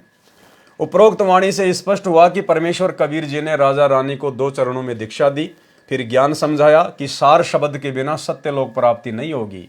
ये प्रेरणा पाकर राजा को सारनाम प्राप्ति की लगन लगी। सारनाम प्राप्ति के लिए प्रथम तथा द्वितीय मंत्र की सच्ची लगन से भक्ति की। एक दिन परमेश्वर कबीर जी राजा वीर सिंह बघेल के घर पर आए, आदर सम्मान किया तथा आसन पर बैठाकर राजा रानी ने परमेश्वर स्वरूप गुरु के चरण धोकर चरणामृत लिया। राजा रानी ने परमेश्वर स्वरूप यानी परमात्मा स्वरूप, और परमात्मा के स्वरूप भाई और बहनों कोई दूसरा नहीं हो सकता, खुद परमात्मा ही होता है। अगर कोई परमात्मा के समान हो गया, कोई परमात्मा के स्वरूप हो गया, फिर तो परमात्मा 2 हो गए, जबकि परमात्मा तो एक ही है। तो परमात्मा स्वरूप यानी वो परमात्मा कबीर स्वयं धरती पर गुरु बनकर प्रकट होता है। इसलिए यहां पर कहा जाता है कि परमात्मा के समान, परमात्मा के तुल्य, परमात्मा के समक्ष। ऐसे राजा रानी ने परमेश्वर स्वरूप गुरु जी के चरण धोकर चरणामृत लिया तथा सार शब्द देने के लिए प्रार्थना की। अब सार शब्द के लिए भाई और बहनों, हमने एक पिछले वीडियो में बहुत अच्छे से जिक्र किया था परमेश्वर जी के आशीर्वाद से। यहां परमात्मा ने सार शब्द का जिक्र किया, सतनाम का जिक्र किया, प्रथम मंत्र का जिक्र किया, केवल ये प्रमाणित करने के लिए कि वर्तमान में जो दीक्षा दी जा रही है उनके द्वारा वो सत्य है, क्योंकि कबीर परमात्मा भी 650 साल पहले इसी प्रकार से 3 चरण में दीक्षा दिया करते थे। लेकिन वर्तमान में सार शब्द के योग्य हम कैसे बनेंगे, सार नाम के हम योग्य कैसे बनेंगे, और क्या वर्तमान में जो सार नाम दिया जा चुका है बरवाला कांड से पहले या बरवाला कांड के बाद इन आश्रमों में डीवीडी से गुरुदेव के परिवार के द्वारा, वो कितना सही है, वो सत्य है, या खाली एक नकली बंदूक गुरुदेव भगवान ने हमारे रिहर्सल के लिए भक्तों को पकड़ाई है। इसका विस्तार से पूरा बायोडाटा आप और हम भाई बहन दास ने पहले जो एक वीडियो बनाया था वीर सिंह बघेल के ऊपर, सार नाम सार शब्द के ऊपर, उस वीडियो को थोड़ा सा हम दोबारा से सुनेंगे और भाई और बहनों, उसके बाद हमें बिल्कुल हर प्रकार से सारी बातें समझ में आएंगी, क्योंकि आज्ञा का जो मैटर है परमात्मा ने वही लिखा हुआ है कि वहाँ पर वो विधवा ब्राह्मणी रहती थी चंद्रप्रभा नाम की। परमेश्वर ने राजा वीर सिंह से कहा कि भाई आप उसके पास जाइए, मुझे एक धोती की आवश्यकता है। उस ब्राह्मणी ने गंगा जी का जल लाकर अपने आंगन में कपास उगाकर उसने सूत काट कर और जगन्नाथ भगवान के लिए जो है एक वो साड़ी बनाई है। वो साड़ी, वो धोती आप ले आओ, फिर आपको सार शब्द दूंगा। राजा वीर सिंह गया, ब्राह्मणी ने उसको मना कर दिया। फिर वो जगन्नाथ गई, फिर जगन्नाथ से आकाशवाणी हुई, धोती बाहर आंगन में फेंक दी। वापस वहाँ से रोती रोती आई और भविष्यवाणी हुई थी कि नालायक वो जगन्नाथ तो काशी में बैठा है कबीर, जब उस जगन्नाथ ने तेरे से धोती मंगाई थी तूने उस समय क्यों नहीं दी, अब हम भी स्वीकार नहीं करेंगे। तो पूरा मैटर परमात्मा ने दया बख्शी हुई है। दास ने इसी कबीर सागर के सरलार्थ के ऊपर जो पहले वीडियो बनाए हैं उनमें ये प्रकरण हम पहले ले चुके हैं। तो दास उसी वीडियो को थोड़ा सा, जो केवल सार शब्द तक का मैटर है, उतना हम सुनेंगे, बाकी आगे वही सारा का सारा मैटर लिखा हुआ है। तो आप जी सुनिए। तो देखिए भाई और बहनों, ये वीडियो जो आपको दास दिखाने जा रहा है, इस वीडियो में परमात्मा ने 650 साल पहले काशी नरेश राजा वीर सिंह बघेल को जब उसने कहा परमात्मा से, जो गुरु रूप में आए हुए थे कबीर परमेश्वर, तो राजा वीर सिंह को सार नाम के बारे में पता चला, सार शब्द के बारे में पता चला। तो राजा वीर सिंह ने कहा जी गुरु जी दया करो जी, सार नाम दे दो, सार नाम दे दो, सार नाम दे दो, सार शब्द दे दो। तो परमात्मा को तो मालूम था कि वर्तमान में तो किसी को ये मंत्र देना ही नहीं है, कोई योग्य है ही नहीं। ये मंत्र तो मुझे योग्य आत्माओं को कलयुग की पिछली पीढ़ी में देने हैं। लेकिन परमात्मा ने उदाहरण तैयार करने थे कि कलयुग की पिछली पीढ़ी वाले कोई गलती ना कर दे, उसलिए परमात्मा ने वो उदाहरण बनाए धर्मदास जी के माध्यम से, वीर सिंह बघेल के माध्यम से। और परमेश्वर ने क्या कहा, क्या शर्त रखी राजा वीर सिंह के सामने सार शब्द को प्राप्त करने की। और अंत में राजा वीर सिंह को समझ में आ गया कि तू तो प्रथम नाम प्राप्त करने के योग्य भी नहीं है, सार शब्द सार नाम तो बहुत दूर की बात है। ये 4 मिनट का सत्संग हमें बहुत गहरी शिक्षा देगा, बहुत गहरी। जो भाई बहन वर्तमान में सतलोक आश्रमों से अपने गुरुदेव भगवान के ऊपर विश्वास ना करके, उनके बाहर आने का इंतजार ना करके जो गुरु गद्दारी उन्होंने दिखाई है, ये गुरु गद्दारी में आता है, गुरु के साथ में धोखा करने में आता है। गुरु तुम्हारा संघर्ष कर रहा है भक्ति में समय लाने के लिए, और तुम लोगों ने अपने गुरु से गद्दारी करते हुए, उनके बाहर आने का इंतजार ना करते हुए, उनके ऊपर अविश्वास जाहिर करते हुए, क्या पता गुरुजी आए नहीं आए, हमें सार नाम नहीं मिला तो हम सतलोक कैसे जाएंगे। अरे ड्राइवर के बिना चाहे ट्रेन में जाके बैठ जाओ, कहीं नहीं जा पाओगे। और काल प्रेरणा से सतलोक आश्रम मैनेजमेंट हरियाणा से एक एक पाठ प्रकाश के पैसे देकर और नकली सार शब्द लेकर अपने आप को मुक्त हुआ मानकर घूम रहे हैं। अब उनकी आंखें खुलेंगी कि तुम्हें जो दिया गया है ना वो तो धोखा है, धोखा। असली सार शब्द कब मिलता है, और आप लोगों के साथ में वही होगा जो राजा वीर सिंह के साथ में हुआ। यानी जब राजा वीर सिंह बघेल ने सार नाम के लिए गुरुदेव से बार बार अर्ज की, तो कबीर परमेश्वर ने कहा कि भाई तेरे को सार नाम दे दूंगा, लेकिन एक शर्त है, वो तेरे को पूरी करनी पड़ेगी। बोला जी क्या, आदेश करो। बोला तेरे नगर में, तेरे राज्य में एक विधवा ब्राह्मणी रहती है, वो तेरी गुरु बहन है, उसने भी उपदेश लिया हुआ है। राजा को इस बात का पता नहीं था। और परमेश्वर ने कहा था कि ऐसे वैसे उसने गंगा जी का जल ला लाकर अपने आंगन में एक बाड़ी बनाकर कपास की खेती करके अपने हाथों से सूत काट के उसने एक साड़ी बनाई है। वो साड़ी यदि आप ले आओ उससे, तो मैं आपको आते सार नाम दे दूंगा। तो वीर सिंह बड़ा खुश हुआ कि ये तो बहुत ही छोटा सा काम है, बड़ा आसान काम है। और 2-4 सैनिकों को भेज दिया कि बहन को जाके बता दो कि राजा आ रहा है। वीर सिंह वहां चला जाता है। बोला बहन मुझे गुरुदेव आज सार नाम देंगे, और उन्होंने एक शर्त रखी है कि आपके पास में एक साड़ी है, मुझे वो चाहिए। तो उसने कहा कि भाई मेरे पास तो बहुत सारी साड़ी है, ले जाओ। उसने कहा कि बहन जी बहुत सारी नहीं, वो साड़ी चाहिए जो आपने इस प्रकार से गंगा जी से जल लाकर अपने आंगन में जो है वो कपास उगाकर अपने हाथों से जगन्नाथ भगवान के लिए जो साड़ी बनाई है ना, वो मुझे चाहिए। तो उसने कहा कि भैया ये साड़ी तो मैं नहीं दे सकती, और चाहे कितनी साड़ी ले जा, लेकिन ये साड़ी मैं नहीं दूंगी। और उसने कह दिया था कि ये साड़ी तो मैंने मेरे जगन्नाथ भगवान के ऊपर चढ़ाने के लिए बनाई है, ये मैं नहीं दे सकती, चाहे तू मुझे अपने राज्य से निकाल दे। अब मायूस होकर राजा वीर सिंह बघेल चला गया। परमात्मा ने बात पूछी तो वीर सिंह ने सारी बात बता दी। तो अंतर्यामी परमात्मा ने कहा कि भाई वो क्या करेगी उस साड़ी का। बोला जी वो कह रही थी कि मैं अपने भगवान जगन्नाथ के वहां चढ़ाऊंगी जाके। तो परमात्मा ने देखा कि ये तो मायूस हो गया राजा वीर सिंह। परमात्मा ने कहा कि भाई एक काम कर, चल मैं शर्त को थोड़ा ढीला कर देता हूं। तो ऐसा कर, जब वो साड़ी जगन्नाथ भगवान के चढ़ाने के लिए जाए उस समय कुछ सैनिक साथ में भेज देना। लड़की की जात है, लंबा रास्ता है, चोर उचक्कों का कुछ पता नहीं। और जब वो लड़की साड़ी चढ़ाकर जगन्नाथ में वापस आ जाएगी उस समय मैं तेरे को सारनाम दे दूंगा। राजा बड़ा खुश हुआ और सैनिकों को भेज दिया अपनी बहन के पास कि बहन को जाके बोल दो अपनी बहन को पालकी में बैठा के ले जाऊंगा, रथ में बैठा के ले जाऊंगा। सैनिक गए, सारी बात बताई। उसने कहा भाई मैं तो पैदल जाऊंगी, पैदल अपने भगवान के। उस ब्राह्मणी ने भी कबीर जी को अपना गुरु बना रखा और जगन्नाथ में उस मूर्ति के ऊपर, उस पत्थर के ऊपर साड़ी चढ़ाने जा रही है। गुरु बना रखा कबीर जी को और भगवान मान रही उस मुर्दा मूर्ति को, जगन्नाथ को। इधर राजा वीर सिंह ने भी गुरु बना रखा कबीर जी को, लेकिन भगवान नहीं मान पा रहा था। अब आगे की कथा सुनिए, परमात्मा कैसे उन दोनों का भ्रम निवारण करेंगे और कैसे इस कथा के माध्यम से गुरुदेव भगवान हम पिछली पीढ़ी वालों की आंखें खोलेंगे कि काहे का सार नाम, काहे का सार शब्द। अभी तो तुम्हारे जो कर्म है वो सार शब्द प्राप्त करने के आसपास भी नहीं है। तो गुरुदेव कह रहे हैं इस 4 मिनट के सत्संग के विषय में कि पुण्यात्माओं, केवल ये कथा नहीं है, इसका कितना जबरदस्त निष्कर्ष निकलेगा आपने वो देखना है। तो ध्यान से सुनना भाई और बहनों, ध्यान से देखना आपने पुण्यात्माओं, ये देखना है आपने, इसका निष्कर्ष क्या निकलेगा इस स्टोरी का। ये केवल कथाएं नहीं है, ये हमारे लिए बहुत काम की वस्तु है।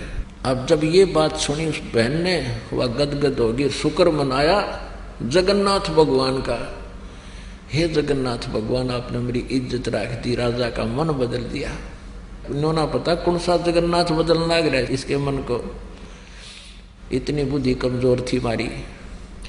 और कहा, सारी बात सुनकर कहने लगी भाई ना तो मैं रथ में बैठूं, मैं तो पैदल जाऊंगी। राजा का शुक्रिया है, अगर तुम मेरे साथ चलो तो मुझे कोई इतराज नहीं। ऐसा ही हुआ, लड़की चली गई, सैनिक साथ चल पड़े रथ लेकर, खाने पीने की व्यवस्था उसमें अपनी ले ली, वो लड़की पैदल गई वहां तक। अब शाम में पहुंचे, सुबह नहा धोकर उस बहन ने वह अपनी जो धोती हाथ से बना रखी थी वो चादर लेकर भगवान जगन्नाथ के मंदिर में मूर्ति के चरणों में रखना चाहिए, रखते ही और कहा कि इस दासी की तुच्छ भेंट स्वीकार करना जगन्नाथ। वो धोती वहां से उठी और उस जगन्नाथ के मंदिर के प्रांगण में जाकर पड़ी और आकाशवाणी हुई कि नालायक, जगन्नाथ तो काशी में बैठा है, वो कबीर परमात्मा इज जगन्नाथ, तो किस धक्के खाना की। वो जगन्नाथ की मूर्ति ने कोई आकाशवाणी नहीं की, वो पत्थर की मूर्ति वाला क्या आकाशवाणी करेगी। उसी कबीर परमात्मा ने जो 650 साल पहले आए हुए थे, उन्होंने उस मूर्ति के माध्यम से आकाशवाणी की उस बहन का भ्रम तोड़ने के लिए कि नालायक, वो जगन्नाथ, जगतनाथ यानी पूरे संसार को रचने वाला, पूरे संसार का पालन पोषण करने वाला, वो जगन्नाथ कबीर तो काशी में बैठा है, तू यहां कहां धक्के खाने के लिए आ गई इस मूर्ति के ऊपर साड़ी चढ़ाने के लिए। अरे जब उस जगन्नाथ ने काशी में तेरे से साड़ी मंगवाई थी, तूने उसको क्यों नहीं दी? अगर तूने उसको नहीं दी तो हम भी तेरी साड़ी स्वीकार नहीं करेंगे।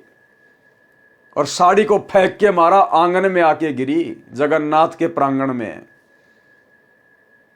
इस आकाशवाणी को वो सैनिक भी सुन रहे थे और वो विधवा ब्राह्मणी जब उसने सुना कि वास्तव में असली जगन्नाथ तो मेरा गुरु ही है, गुरु के अलावा दूसरा कोई जगन्नाथ और कहीं नहीं है, गुरु बड़े हैं गोविंद से मन में देख विचार, हरि सुमरे सो रह गए गुरु भजे हुए पार।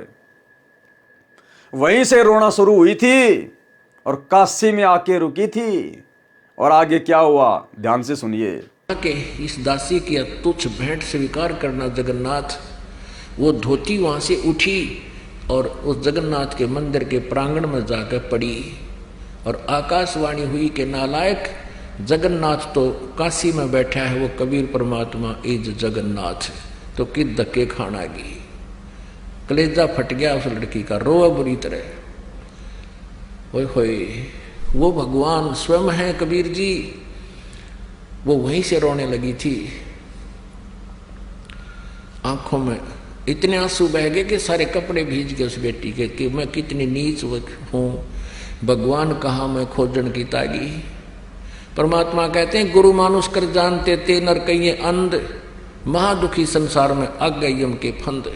ठीक इसी प्रकार वर्तमान में वो जगन्नाथ, वो कबीर भगवान तो बैठा हिसार जेल में, और तुम उस दाढ़ी मूछ वाली नकली कबीर की फोटो को जगन्नाथ मानकर उसका प्रकट दिवस मना रहे हो, धक्के खा रहे हो इन आश्रमों में, इन पत्थरों में जा जाके सिर मार रहे हो, जो इनके महीने में आश्रमों में जा जाके ड्रामेबाजी कर रहे हो। अरे जगन्नाथ तो बैठा हिसार जेल में, और पिछले वीडियो में आपको दिखा दिया गुरुदेव का हिसार जेल से आया हुआ लेटर, जिसमें गुरुदेव ने 2018 में कह दिया था कबीर प्रकट दिवस से पहले कि मत मनाना, कबीर जी तो मेरे साथ हिसार जेल नंबर 2 में बैठे हैं। उसके बाद भी तुम लोगों ने 2028 में रोहतक के पशु मेला ग्राउंड में कबीर प्रकट दिवस मनाया, और इतना भयंकर तूफान आया, इतनी भयंकर बारिश आई, सब कुछ अस्त व्यस्त हो गया। अरे ये गलती तो 650 साल पहले की थी उस विधवा ब्राह्मणी ने, और वो सत्संग सुनने के बाद भी, क्या गुरुदेव ने आपको सत्संग नहीं सुनाए? हजारों बार गुरुदेव ने सत्संग में इस घटना का जिक्र किया है। क्यों सुनाते हैं? मनोरंजन के लिए, हमारी आंखें खोलने के लिए। फिर भी तुम्हारी आंखें नहीं खुल रही कि वास्तव में जगन्नाथ कौन है। जगन्नाथ के बिना काल हमें सतलोक जाने का रास्ता दे सकता है क्या? वर्तमान में धरती पर वो जगन्नाथ सतगुरु रामपाल जी भगवान स्वयं है, वो तो बैठे हिसार जेल में, और तुम इन आश्रमों में आंखों पे काली पट्टी बांध के गांधारी की तरह भेड़ चाल में उस कागज की मुर्दा बेजुबान कबीर जी की समझे जाने वाली दाढ़ी मूछ वाली फोटो को जगन्नाथ मान के कबीर प्रगट दिवस मना रहे हो। सार नाम की छींट के अधिकारी भी नहीं हो, छींट के अधिकारी भी। देखना आगे क्या बनेगी उस ब्राह्मणी के साथ और वीर सिंह बघेल के साथ। आकाशवाणी ने कहा कि जगन्नाथ तो वहां बैठा जिसने धोती वहां मंगवाई थी, तो वहां नहीं पहुंचा सकी, यहां धक्के खाने आ गई, ले जा इसको उठाकर। अब ये आकाशवाणी सुनी उन सैनिकों ने भी, वापस आगे रोती हुई। अब वो लड़की रो रही थी। 10-12 दिन के बाद फिर वो वापस पहुंचे। उस दिन भी परमात्मा, क्योंकि लीला थी उनकी, पता था उनको, तो कबीर जी ने वीर देव सिंह बघेल के घर पर विराजमान थे। पता था कि आने वाली है वो सारा सांग वापस आओगा, वह खाया ही धक्के नालायक है। अब पहले पता किया कि कबीर साहब के घर पे गए, पता लगा कि राजा के यहाँ पहुंचे हैं। फिर राजा के घर पहुंचे, वो लड़की भी और वो सैनिक भी। लड़की रो रही, उसको उससे बोला नहीं जा रहा, चरणों में गिर गई भगवान कबीर साहब के, और ऐसे रो रही है कि उस पर आवाज निकल रही, गला कत्ती रुंध गया उसका, ना कुछ बता पा रही है। अब राजा ने सोचा भाई के बिजली गिर गई इस लड़की पे, और गुरु जी ने तो कहा था इसको कोई दुख ना होना चाहिए, और क्या आपत्ति आ गई, और ये रो रही है। अब मुझे नाम मिला नहीं, क्योंकि भगवान ने कहा था इसको कष्ट नहीं होना चाहिए। सैनिकों को बुला कहा, अरे निकम्मो क्या हो गया इसको, तुमने मेरा नाश कर दिया। तो वो कहने लगे जी कुछ नहीं हुआ, सारी कहानी से परिचित कराया, और कहा जी वहां इसने जब धोती चढ़ाई तो वो धोती वहां से उठकर बाहर गिर गई, और कहा आकाशवाणी की कि जगन्नाथ तो वहां बैठा है कबीर, वो जगन्नाथ है, सारी सृष्टि का मालिक है, तू कहाँ धक्के खाना गई, वहां उसने जगन्नाथ ने खुद मांगी, वहां तो तू दे नहीं सकी, और उसी को अर्पण कर। वह धोती भी साथ सिर पर ले रही वह लड़की, और तब तेरा कल्याण होगा। अब दोनों का एक तीर से दो शिकार किए परमात्मा ने। एक तीर से दो शिकार किए परमात्मा ने। दो शिकार कौन से? वो विधवा ब्राह्मणी जो अपने गुरु को खाली एक जुलाहा मान रही थी, मानुष मान रही थी, और राजा वीर सिंह बघेल भी हल्के में ले रहा था कबीर जी को, इतने प्रमाण देखने के बाद भी, इतनी लीलाएं देखने के बाद भी। और वर्तमान में हम पिछली पीढ़ी वालों के भी भगवान ने उस उदाहरण को पेश करके आज आंखें खोलनी थी कि सार नाम और सार शब्द के योग्य भगत कब बनता है, जब गुरु और परमात्मा कति एक हो जाते हैं। अब देखिएगा वीर सिंह बघेल की आंखें कैसे खुली। माने वीरदेव सिंह का विश्वास था कि कबीर इज गॉड, और ना उस नालायक का विश्वास था कि कबीर इज गॉड। गुरु बना रखा लेकिन भगवान वो पत्थर मान रखा था।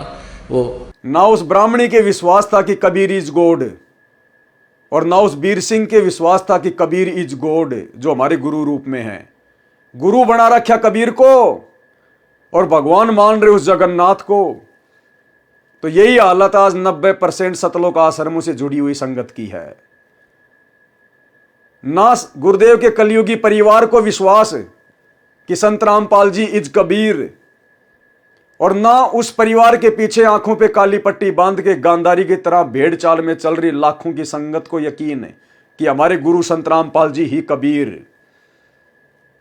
और आज भी धक्के खा रहे हैं, भगवान मान रहे हैं उड्डाडी मूछ वाली कबीर जी की फोटो को, जो उनके महीने में उसी को भोग लगाते हैं, हर समागम में उसी को भोग लगाते हैं। अरे जगन्नाथ तो बैठा है हिसार जेल में, सतगुरु रामपाल जी भगवान, और जगन्नाथ मान के पूजा की जा रही है, भोग लगाया जा रहा है डाडी मूछ वाली कबीर जी की फोटो को, मुर्दा फोटो को। वो ब्राह्मणी भी तो उस मुर्दा पत्थर के ऊपर ही साड़ी चढ़ाने गई थी अपने जिंदा गुरु को छोड़कर, और तुम भी वही कर रहे हो, अपने जिंदा गुरु का प्रकट दिवस ना मनाकर, और जून के महीने में वो मुर्दा कबीर का, उस मूर्ति का, उस फोटो का, बेजान बेजुबान मुर्दा, उस कागज के टुकड़े का, कबीर जी की समझे जाने वाली उस काल्पनिक फोटो का तुम कबीर प्रकट दिवस मना रहे हो। उसको तुम भगवान मान रहे हो, कबीर मान रहे हो, जगन्नाथ मान रहे हो। आप लोगों की स्थिति तो 650 साल पहले वाली उस विधवा ब्राह्मणी और राजा वीर सिंह बघेल से भी कई गुना निम्न स्तर की है, निम्न स्तर की। उस समय तो इतना ज्ञान नहीं था, इतने प्रमाण परमात्मा नहीं दिखा पाए, एक अनपढ़ व्यक्ति की भूमिका कर रहे थे।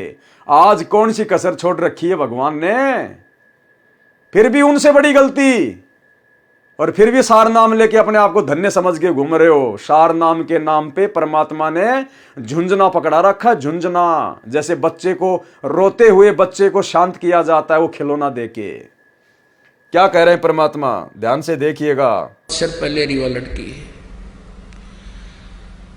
और तब तेरा कल्याण होगा। अब दोनों का एक तीर से दो शिकार किए परमात्मा ने। वीरदेव सिंह का विश्वास था कि कबीर इज गॉड, और ना उस नालायक का विश्वास था कि कबीर इज गॉड। गुरु बना रखा लेकिन भगवान वो पत्थर मान रखा था वो जगन्नाथ का। गुरु बना रखा लेकिन भगवान वो पत्थर मान रखा था वो जगन्नाथ का। गुरु बना रखा लेकिन भगवान वो पत्थर मान रखा था वो जगन्नाथ का। गुरु बना रखा लेकिन भगवान वो पत्थर मान रखा था वो जगन्नाथ का। अब दोनों का हृदय साफ हुआ, परमात्मा के चरणों में गिर गए। परमात्मा ने कहा प्रथम नाम दोबारा लो, द्वितीय दोबारा लो, फिर भक्ति करो जब सार नाम दूंगा। बोलो सतगुरुदेव। क्या कहा परमात्मा ने कि प्रथम नाम फिर से लो और फिर से भक्ति शुरू करो, तब आगे जाके सार नाम मिलेगा। उनको दोबारा से प्रथम नाम दिया, वो तो सार शब्द के चक्कर में थे। दोबारा से उनको प्रथम नाम दिया गया कि नालायको, जब तक अपने गुरु को ही भगवान मान के भक्ति नहीं करोगे तब तक तो तुम्हारी भक्ति शुरू भी नहीं होती। कहां सार नाम, सार शब्द लेने की सोच रहे हो? दोबारा से प्रथम नाम लो। उनको दोबारा से प्रथम नाम दिया। यह उदाहरण क्यों पेश किया? आज आप और हमारे लिए। और आज जो संगत अपने आप को सार शब्द लेके धन्य मान रही है कि हमने तो धनाना आश्रम से सार शब्द ले लिया, हमने तो संत रामपाल जी से बरवाड़ा आश्रम में, हमने तो करोथा में ही सार नाम ले लिया, कुछ नहीं मिला, झुंझुना पकड़ा रखा परमात्मा ने, नकली बंदूक, केवल रिहर्सल चल रही है। गुरु मानुष कर जानते ते नर कहिए अंध, ओए दुखी संसार में आ गए यम के फंदे। सभी संगत वालों के साथ में जो इन आश्रमों से जुड़े हुए हैं, जिन्होंने सार नाम ले लिया, सार शब्द ले लिया, इन सबको दोबारा से गुरुदेव भगवान के हिसार जेल से बाहर आने के बाद प्रथम नाम से भक्ति शुरू करनी पड़ेगी। दोबारा प्रथम नाम से। ये सत्संग प्रत्यक्ष उदाहरण है, प्रत्यक्ष उदाहरण है। क्या कह रहे हैं परमात्मा? जगन्नाथ का गुरु बना रखा, लेकिन भगवान वो पत्थर मान रखा था। वो जगन्नाथ का गुरु बना रखा, लेकिन भगवान वो पत्थर मान रखा था। वो जगन्नाथ का।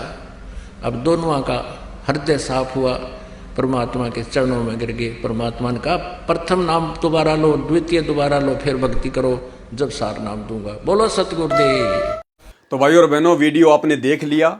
जो पूरा का पूरा प्रकरण गुरुदेव भगवान ने यहाँ पर लिखा हुआ है, तो वीडियो आपने पूरा देख लिया होगा। किस प्रकार से परमात्मा ने एक तीर से 2-3 शिकार किए। परमात्मा ने उस विधवा ब्राह्मणी चंद्र प्रभा की बुद्धि को भी सेट करना था कि नालायक, तूने गुरु बना रखा मुझे, और जगन्नाथ यानी परमात्मा मान रही है पत्थर की मूर्ति को। उधर राजा वीर सिंह बघेल को भी परमात्मा ने सत्यता से परिचित करवाना था कि भैया ये सार शब्द इतनी आसानी से नहीं मिलता। जब तक आप अपने गुरु को परमात्मा नहीं मानोगे, ये सार शब्द प्राप्त करने के योग्य नहीं बन सकते। तो वीडियो हमने देख लिया, थोड़ा सा हम इसको पढ़ेंगे। ये लास्ट पेज है, इसमें परमात्मा ने नीचे थोड़ा सा निष्कर्ष दिया हुआ पूरी राम कहानी का सारांश। इस प्रसंग से सिद्ध हुआ कि परमेश्वर कबीर जी दीक्षा कर्म 3 चरणों में पूरा करते थे। एक बात यह भी सिद्ध हुई कि जब तक हम गुरु जी को परमात्मा नहीं मानेंगे, क्या कह रहे हैं पूज्य गुरुदेव, कि इस पूरी कहानी से जो राजा वीर सिंह बघेल की आपने सुनी है, इसका एक निष्कर्ष यह भी निकलता है कि जब तक हम अपने गुरु को ही पूर्ण परमात्मा नहीं मानेंगे, पूर्ण परमात्मा के समान नहीं लिखा, पूर्ण परमात्मा के तुल्य नहीं लिखा, जब तक गुरु को ही पूर्ण परमात्मा नहीं मानेंगे तो मोक्ष के अधिकारी नहीं बन सकते। भाई मोक्ष प्राप्त नहीं कर सकते।